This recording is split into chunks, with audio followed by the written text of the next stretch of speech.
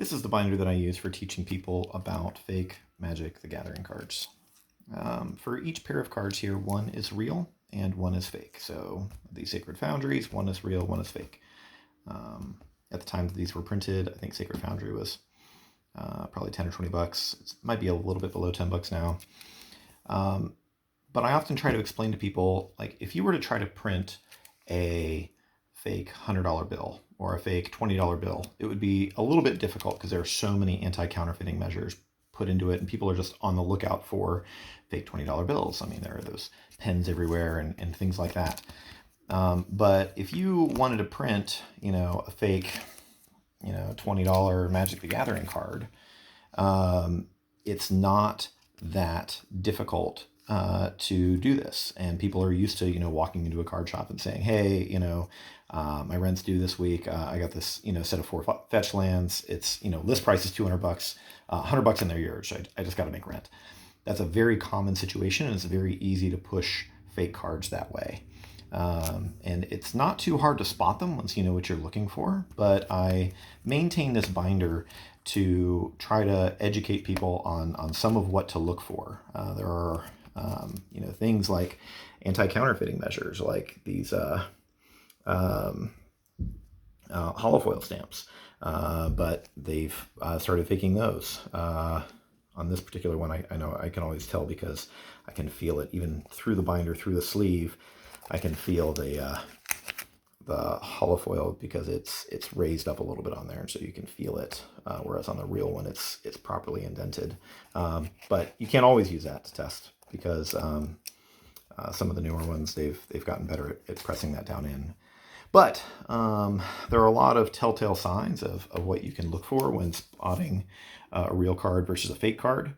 And I use this binder for helping people do that. For all the cards where there are pairs, I guarantee that there's one real and one fake.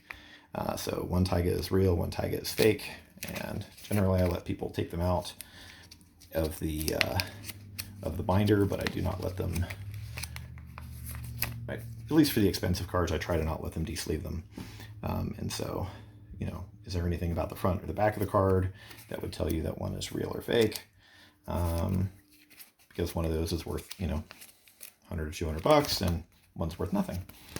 When we get to the threes, it's split. It's either 2 real, 1 fake, or 1 fake, 2 real, and I don't tell you which.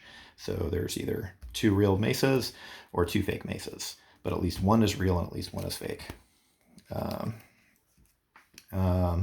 Same for the forces and for the goif.